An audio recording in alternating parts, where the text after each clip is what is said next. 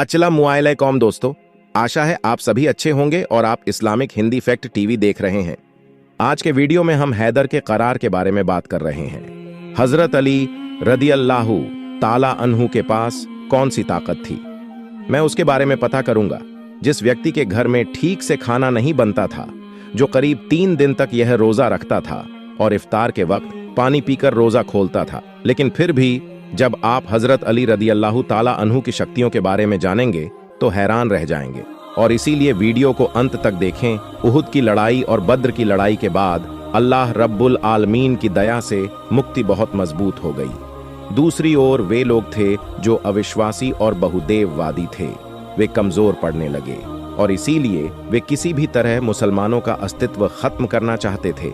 वे पूरी योजना बना रहे थे, वह मदीना की ओर बढ़ने लगे। जब यह खबर मोहम्मद तक पहुंची तो पैगंबर ने अपने सभी साथियों रदियल्लाहु ताला अन्हु को बुलाया और कहा, एक तरफ अरब के सारे मुशरिक एकजुट हैं और दूसरी तरफ हम चंद मुसलमान हैं। हे मेरे साथियों, यहीं से अल्लाह रब्बुल आलमीन की तरफ से फैसला आएगा कि सही और गलत में क्या सच है। तमाम सहाबा रदियल्लाहु ताला अन्हु वह सोचने लगा कि हम काफिरों की इतनी बड़ी सेना से कैसे लड़ सकते हैं। इतने में सलमान फारसी रदियल्लाहु ताला अन्हु कहने लगे, या रसूल अल्लाह, हमारा मदीना 3 तरफ से पहाड़ों से घिरा हुआ है और आने जाने के लिए एक ही रास्ता खुला है। अगर हम इस रास्ते में गड्ढा या खाई खोद दें, फिर कोई भी काफिर खुलेआम मदीना पर हमला नहीं कर पाएगा।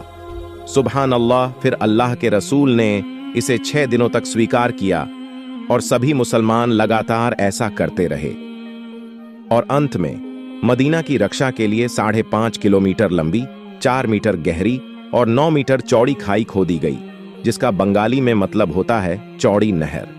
खंदक की लड़ाई में चांद के नेता अबू सुफियान ने दुनिया के सबसे महान नायक अम्र बिन मरहबा को काफिर बहुदेववादियों के पक्ष में लाया।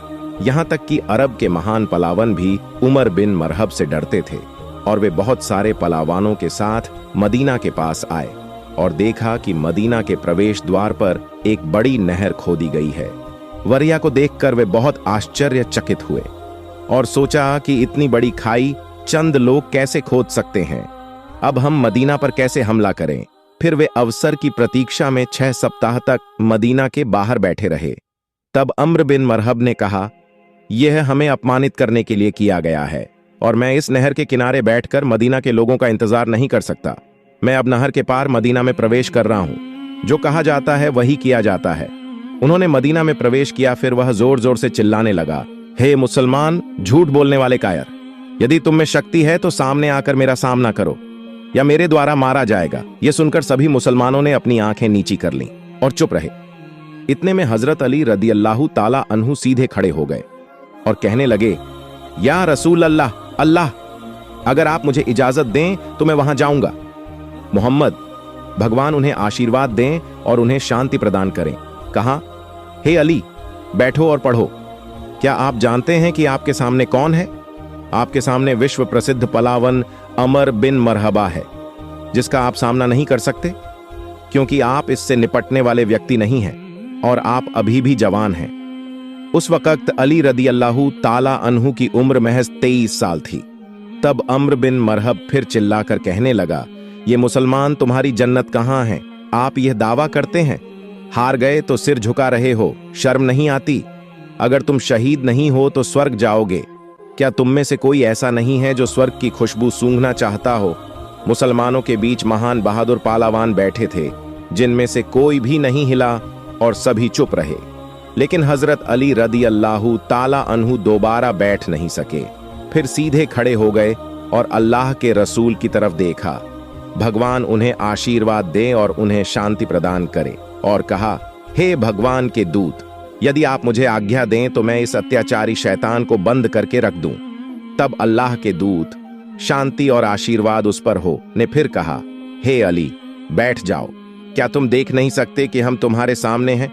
तब पैगंबर, भगवान उसे आशीर्वाद दें और उसे शांति प्रदान करें, ने खुद से कहा, तुम इस काफिर का मुंह बंद करने वाले कौन हो?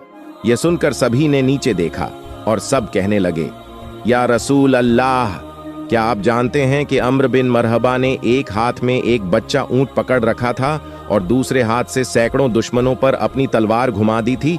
इस शैतान से कौन लड़ सकता है? इतने में हजरत अली रदियल्लाहु ताला अन्हु तीसरी बार मजबूती से खड़े हो गए और कहने लगे, ऐ मेरे भाई, आप ही मुझे अनुमति दें, मैं इस काफिर का मुंह हमेशा के लिए बंद कर दूंगा। तीसरी बार कहने के बाद हजरत अली रदियल्लाहु ताला अन्हु ने रसूल सल को जाने की इजाजत दे दी। इजाजत मिलते ही हजरत अली रदियल्लाहु ताला अन्हु एक हाथ में ढाल और दूसरे हाथ में तलवार लेकर अम्र बिन मरहब के पास पहुंचे। अम्र बिन मरहब का पूरा शरीर लोहे की चादरों से ढका हुआ था, यानी उनके कपड़े लोहे के बने होते थे और यहां तक कि उनकी टोपी भी लोहे की बनी होती थी। अम्र बिन मरहब ने हजरत अली रदियल्लाहु ताला अन्हु को अपने सामने देखा और कहा, फिर आप कौन हैं?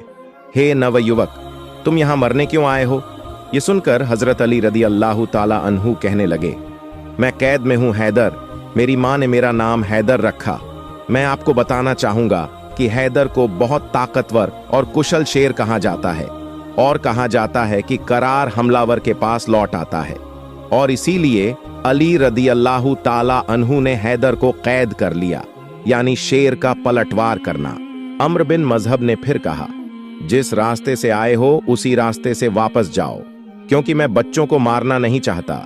हजरत अली रदियल्लाहु ताला अन्हु ने कहा, लेकिन मैं तुम्हें कत्ल करने आया हूं। यह सुनकर अम्र बिन मरहब बहुत क्रोधित हुए और इसके लिए वह आगे आए और हजरत अली पर हमला कर दिया। हजरत अली रदियल्लाहु ताला अन्हु को शाखा पर इतनी जोर से मारा गया कि उनकी ढाल दो टुकड़ों में टूट गई।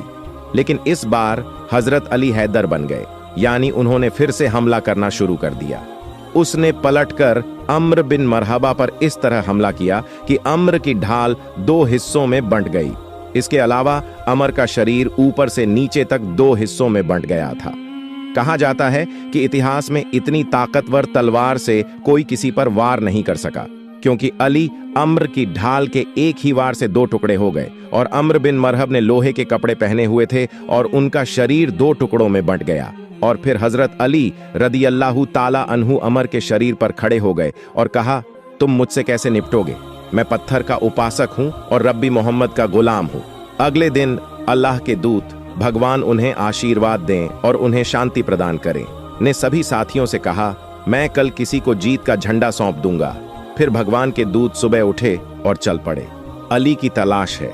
सभी साथियों का कहना है कि या रसूल अल्लाह, अली को धुंधला दिखाई दे रहा है, वह बीमार है। यह सुनकर मोहम्मद ने रसूलुल्लाह सल्लल्लाहु अलैहि वसल्लम अली रदियल्लाहु ताला अन्हु को बुलाया और उनकी आंखों को छुआ तो फौरन अली रदियल्लाहु ताला अन्हु बिल्कुल ठीक हो गए। फिर अली विजय पताका लेकर यहूदियों के किले की ओर जाने लगे।